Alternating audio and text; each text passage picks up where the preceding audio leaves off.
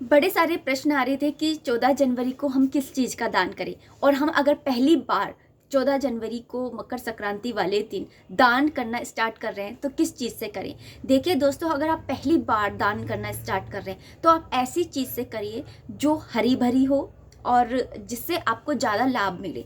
जैसे कि आप सबसे पहले हरी सब्जियों से दान कर सकते हैं। हरी घास है ना, हरी घास को आप है ना दान कर सकते हैं। गायों के जो होता है ना, गायें जहाँ रहती हैं उधर जाकर के आप घास का दान कर सकते हैं, बहुत अच्छा होता है।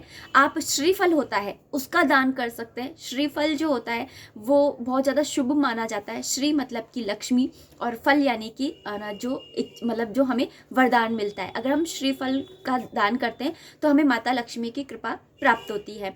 इसके अलावा अगर आप सुहागन हैं तो आप सुहाग की चीज़ों का दान करना स्टार्ट कर सकते हैं, सुहाग की चीज़ों से।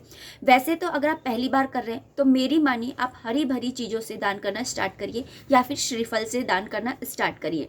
इसके अलावा अगर आप कृष्ण भगवान को मानते हैं तो आप कृष्ण भगवान की चीज़ों का भी दान कर सकते हैं। अगर आप के फ्रेंड सर्कल के अंदर सभी कृष्ण भक्त हैं और उनके घर में लड्डू गोपाल जी हैं तो आप लड्डू गोपाल जी की जो ड्रेसेस होती हैं वो आप उनको दे सकते हैं। तुलसी माला दान कर सकते हैं, गीता जी दान कर सकते हैं। अगर आप में ना अगर ज़्यादा बजट है तो आप है ना रामायण है या फिर ना भागवत गीता है, ये सब भगवत महापुराण है, ये सब भी आप है ना दान कर सकते हैं, बहुत ज़्यादा शुभ माना जाता है। इसके अलावा अगर आप है ना जो है अगर आप पढ़ने लिखने से रिलेटेड है यानी कि टीचर्स हैं और आपके एरिया मतलब आपके सर्कल में सभी टीचर्स हैं तो आप पेन है, पेंसिल है, बुक्स है, नोटबुक है, इन सब का भी दान कर सकते हैं।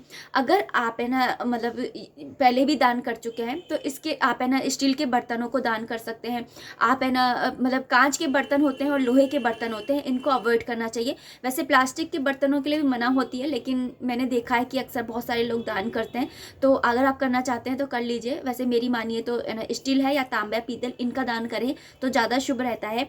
इसके अलावा आप गर्म वस्त्रों का दान कर सकते हैं, जैसे टोपी है, टोपियों का दान कर सकते हैं, या फिर जुराब है उनका दान कर सकते हैं, सॉक्स का, कंबल का दान कर सकते हैं, जैकेट्स है, इतनी सारी चीज़ होती है, मफलर है, इनका दान कर सकते हैं। कुछ भी छोटी मोटी चीज़ भी का दान आप है ना कर सकते हैं अपने बजट के अकॉर्डिंग। कहा जाता है कि दान करना तो हमेशा ही अच्छा होता है, लेकिन कुछ तिथियां ऐसी होती है जिन पर अगर दान किया जाता है तो हमें अक्षय फल की प्राप्त होती है। उनमें से ही है ना, जैसे अक्षय तृतीया होती है और उनमें से ही है एक मकर संक्रांति। वैसे तो साल भर के अंदर 12 संक्रांतियाँ आती है, लेकिन इस संक्रांति का तो विशेष महत्व होता है।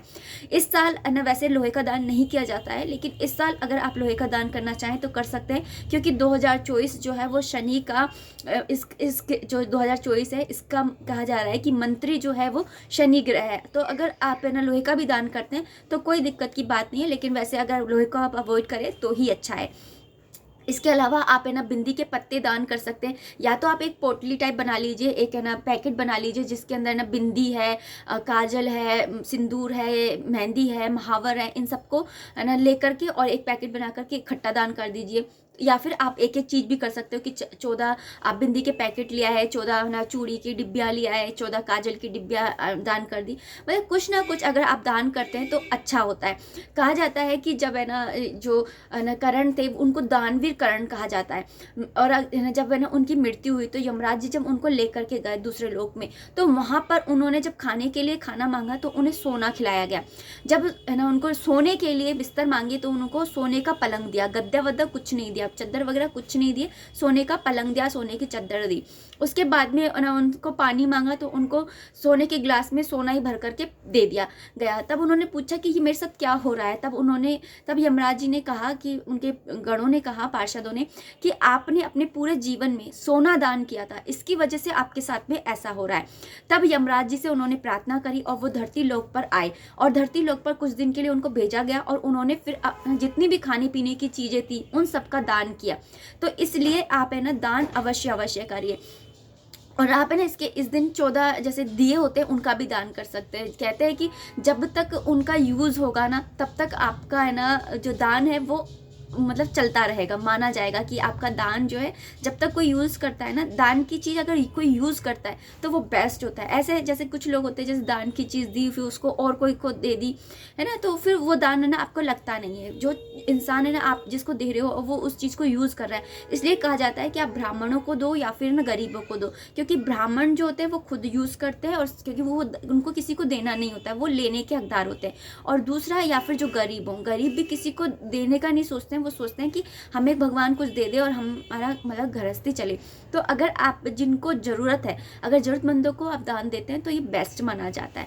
तो इस तरह से आप है ना मकर संक्रांति पर दान कर सकते हैं, गर्म कुर्ते भी दान कर सकते हैं, बहुत सारी चीज़ें, चप्पल दान कर सकते हैं। जब आप दूसरे लोक में जाएंगे तो आपको नंगे पैर नहीं चलना पड़ेगा कि अग्नि पर चल रहे हैं या फिर कोयलों पर चला रहे हैं या फिर कांटों पर चला रहे हैं या कीड़े मकोड़ों पर चला रहे हैं, तो आपके पास चप्पल रहेगी, आपको दिक्कत नहीं होगी, तो आप चप्पलों का भी दान कर सकते हैं। तो यहाँ पर जो दान करेंगे आप 14 जनवरी को, वो दान आपका परलोक तक चलेगा, यानी कि दूसरे लोक तक चलेगा। इसलिए आप मकर संक्रांति वाले दिन दान जरूर करिए। राधे राधे, हरे कृष्णा।